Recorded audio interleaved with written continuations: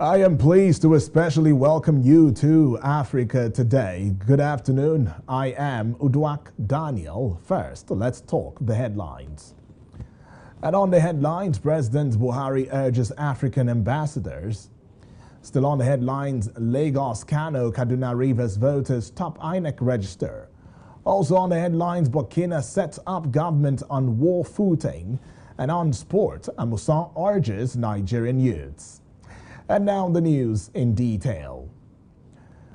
Nigerian President Muhammadu Buhari has enjoined African ambassadors to continue to give preference to the protection of the interest of the African continent and her people. The president made the call in Seoul during an audience with African group of ambassadors accredited to the Republic of Korea on the sidelines of the First World Bio Summit. According to the Nigerian leader, the economic prosperity and development of Africa is the collective responsibility of Africans in leadership positions, stressing the need to speak with one voice and project the current African story to the rest of the world. President Buhari told his guests that it is imperative to go about diplomatic duties, taking into cognizance the contents of the African Union, that is the AU Charter and the AU Agenda 2063, as they represent the priority expectations of the African continent. The Nigerian president further encouraged them to sustain the already existing friendly relations among the African groups and continue to look after one another with the aim of projecting Africa as a single unified continent. Also in the news, the chairman of the Independent National Electoral Commission, that is INEC, Mahmoud Yakubu, on Wednesday announced that the voter register had swollen up to 93.5 million. The Commission cautioned political parties, candidates and their supporters to eschew violence during the electioneering campaign. The statement was necessary against the background of clashes among supporters of different political parties, including allegations of denial of access to public facilities and the destruction of billboards and other outdoor campaign materials by act of thuggery. The campaigns have just begun. As party leaders, we should remain committed to peaceful electioneering. We will continue to work together to remove encumbrances to the right of parties and candidates to freely canvass for the support of the electorate. The Commission will continue to track the campaigns and will not hesitate to initiate the process of prosecution of violators as provided. Analysis of the preliminary register reveals that Lagos, Kano, Kaduna, Rivers, Katsina, and Oyo states have the highest number of registered voters. A breakdown indicates that Lagos has 7.57%, Kano 6.34%, Kaduna 4.65%, Rivers 3.77%, Katsina 3.76%, and Oyo 3.51%. Checks by reporters indicate that voters in the 6 states constitute 27.68 million or 29.59% of the entire registered voters. According to the preliminary voter register, Lagos, Kano, Kaduna, and Rivers states lead in the voter registrations. Further analysis also revealed that the Northwest Geopolitical Zone, which comprises the 7 states of Kano, Katsina, Kaduna, Kebbi, Sokoto, Zamfara, and Jigawa, with a total of 22.27 million voters, has the highest number of registered voters. As of the 2019 elections, the Northwest had 20.15 million voters. The Southwest, which earlier had 16.29 million voters as of 2019, now have 17.93 million voters, having added a total of 1.6 million newly registered voters. And now to matters of concern, drug law enforcement. The National Drug Law Enforcement Agency, that is the NDLEA, has confiscated 20 billion naira lodged in 103 banks accounts belonging to Lagos socialite and businessman Malinson Ukatu, who is being held in Ikoyi Custodial Center for drug dealing. The NDLEA has also filed 23 count charges against the socialite and his 6 companies before the Federal High Court, Abuja. The charges dated August 4, 2022 were signed by the Director of Prosecution and Legal Services J. Sunday Bridget Viashma, Jeremiah Ainan, and the Prosecuting Counsel Mike Kassa on behalf of the Attorney General of the Federation. The drug agency had earlier obtained an interim seizure of 25 properties belonging to Ukatu, who was arrested for allegedly importing tramadol valued at 3 billion naira into the country. The billionaire was said to have used the company's account numbers to illegally convert 123.8 million naira, which is deemed to be proceeds of an unlawful act, contrary to Section 15, Subsection 2b, and punishable under Section 15, Subsection 3 and 4 of the Money Laundering Prohibition Act 2011 as amended. On to yet another story. Nigeria's Minister of Humanitarian Affairs, Disaster Management and Social Development, Sadiya Umar Farouk, has said over 3.9 million persons have been affected by flooding in Nigeria, which has been recorded in many of the country's 36 states. She stated this while briefing the media after Wednesday's meeting of the Federal Executive Council, that is the FEC, presiding over by Vice President Yemi Osinbajo. According to her, from the time the Nigerian Meteorological Agency, that is the NIMET, predicted that there would be flooding in Nigeria, the humanitarian ministry took proactive steps through a series of activities, including the technical analysis that produced a 2022 early warning document. Some of these things, are being caused by our inability to respond to the early warnings being issued by different agencies of government since February this year. And now, this is where we are, but the government is doing everything possible to see that we bring support and succor to our affected citizens. Explaining that federal ministries, departments, and agencies, that is the MDAs, have worked together to intervene in the flood disaster, the Minister of Water Resources, Suleiman Adamu, urged subnational governments and agencies to collaborate at the state levels to mitigate the effect of the flood on citizens. What we can do always is to try to find a way to mitigate, to minimize the outcome, the fallout of the floods. And there are short-term, medium-term, and long-term solutions, include the early warning system. But in future, there's a lot that needs to be done. Okay, we'll just take a quick look into Burkina Faso as a West African country, but let's go on the short break. When we come back, it'll be more on the story. Don't go away.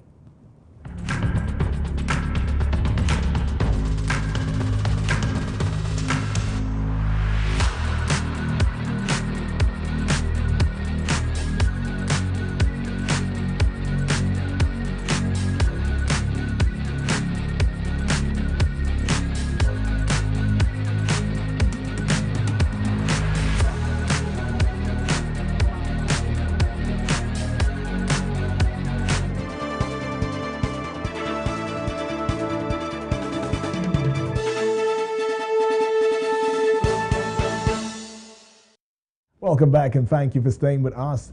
Burkina Faso's new government on Wednesday declared its top priority would be to secure the nation's territory after the latest coup to rock the jihadist-torn Sahel state.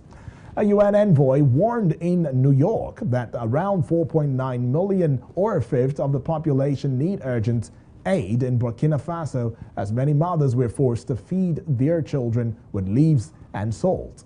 Prime Minister Apollinaire Khailem de Tambela outlined the nation's priorities at the first cabinet meeting chaired by Captain Ibrahim Traore, who seized power this month. Tambela said in the capital Ouagadougou that it is a government on a war footing that has been formed, not a Galadina's government. Named premier on Friday, the 64-year-old lawyer heads a 23-member government, including 3 military officers and 5 women, to lead the country until its promised return to civilian rule. Of the key positions in the cabinet unveiled Tuesday, Colonel Kassom Coulibaly was appointed Minister of Defense and Military Veterans, a key post in a country ravaged by jihadist violence.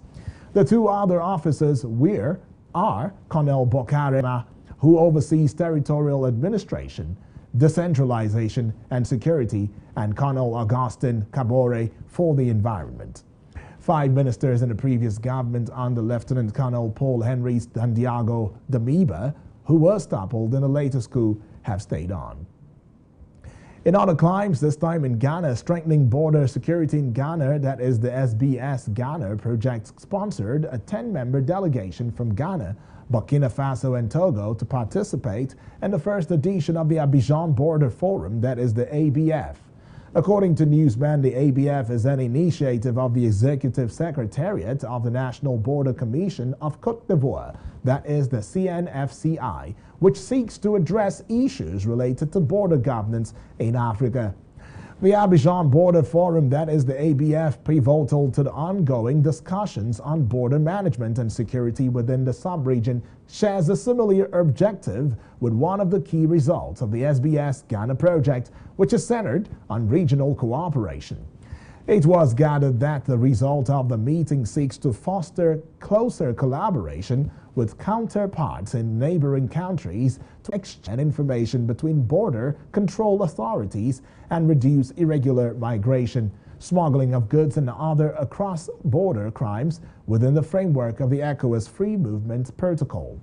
According to Newsman, it was stated that part of the efforts to promote regional cooperation and coordination, the Strengthening Border Security, that is the SBS, signed a 12-point communique which proposed policy solutions to strengthen coordination and cooperation at the operational level in cross-border areas and discussed security and cross-border cooperation issues.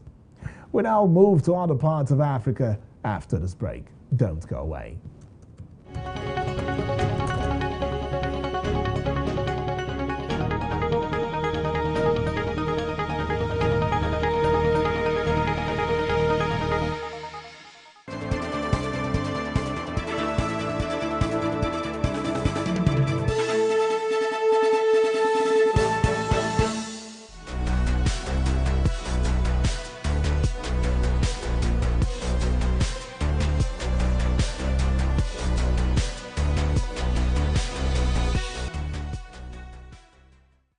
Always a delight to have you back. This is Africa Today on Hills TV, talking sports. Kenya's new 22-member cabinet is set to be sworn in a day after they were approved by Parliament. In a related development, President William Ruto has retained one minister from his predecessor's cabinet as an advisor on the national security and introduced the position of a prime cabinet secretary. According to Newsman, the former head of a central bank, Njuguna Ndongtu, will be the new Treasury Secretary, while former Parliament Speaker Justin Muturi will be the new Attorney General. Report says the president rewarded his political allies with cabinet appointments. According to report, it was stated that despite promising 50% of cabinet appointments to women, Ruto nominated only 7 women to the 22 ministerial positions, with 2 women as presidential advisors and 1 woman as cabinet secretary. The new cabinet's immediate focus will be to reduce the cost of living and the food crisis caused by failed rains, which the president said that he would need at least a year to reduce the price of maize flour, the country's staple food. And now let's move on and have you know that the health minister on Wednesday has said 6 school children in Uganda's capital have tested positive for Ebola, marking a serious escalation of the outbreak declared just over a month ago. According to a statement by Health Minister Jane Ruth Acheng, the children, who attend 3 different schools in Kampala, are among at least 15 people in the city confirmed to have been infected with Ebola. The children are reportedly members of a family exposed to the disease by a man who traveled from one Ebola-hit district, sought treatment in Kampala, and died there. Measures were put in place after a man infected with Ebola traveled to Kampala. And then let's also have you know that it is after his travel that he died when being treated. He became the city's first Ebola case. The head of Uganda Medical Association, Samuel Oledo, told reporters the situation was alarming because some people are not even reporting cases of Ebola. And now let's go on a short break. When we come back, it will be more on business. Stay with us.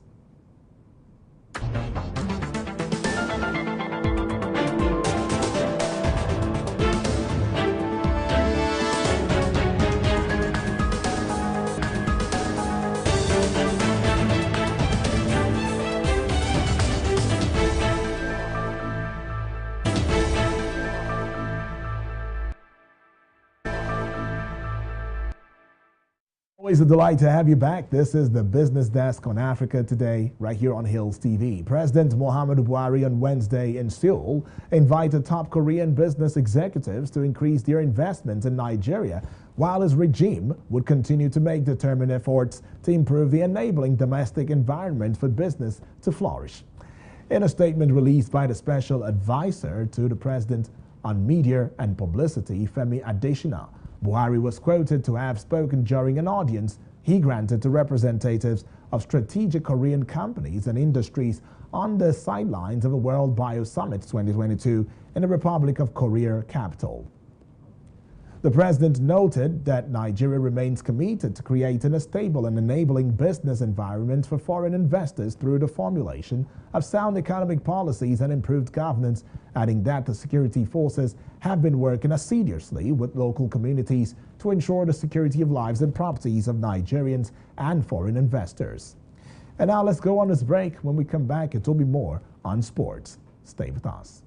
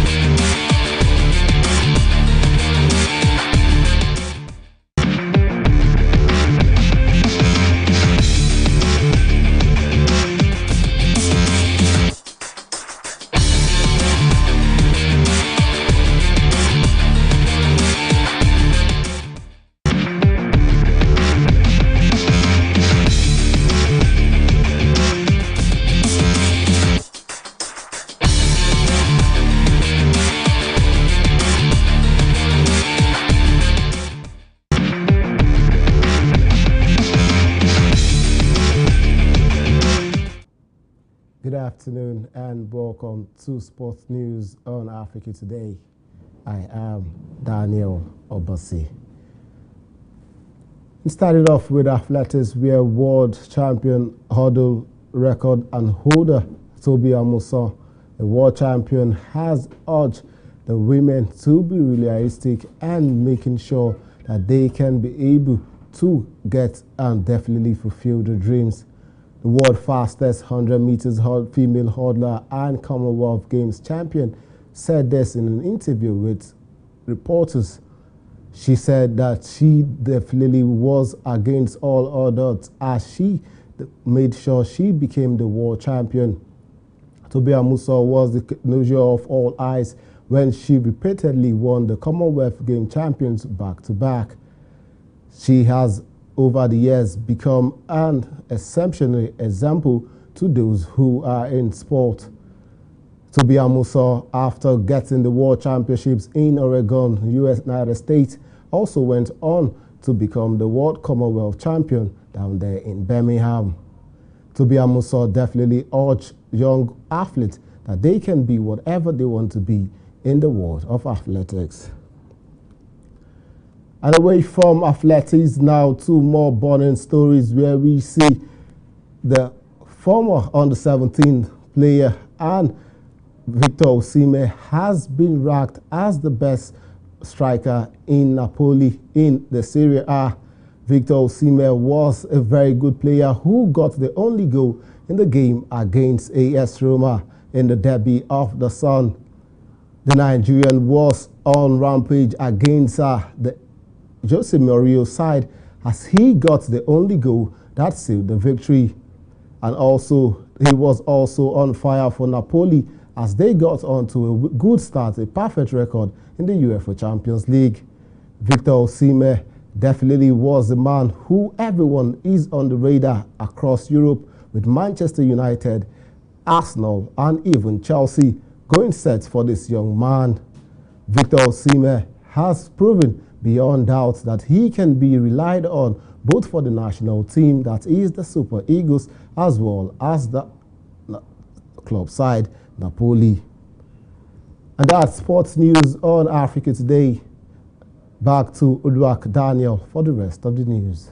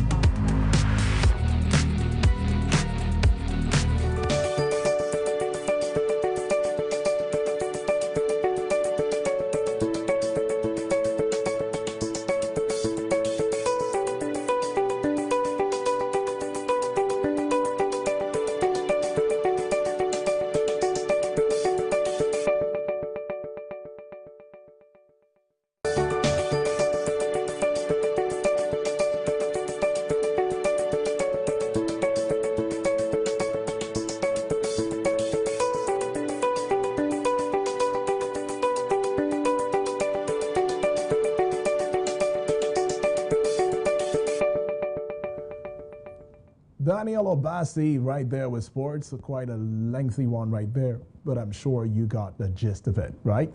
Anyways, that's how we call it a close on Africa Today. But before we go, here are the headlines again. We told you that President Buhari urges African ambassadors. We also told you Lagos, Kano, Kaduna, Rivers voters top INEC register. We brought to the fore Burkina sets up government on war footing, and on sport, Amusan urges Nigerian youths. Remember to visit us on Facebook, Instagram, and our YouTube channel at Hills TV. I am Udwak Daniel. Thank you for watching.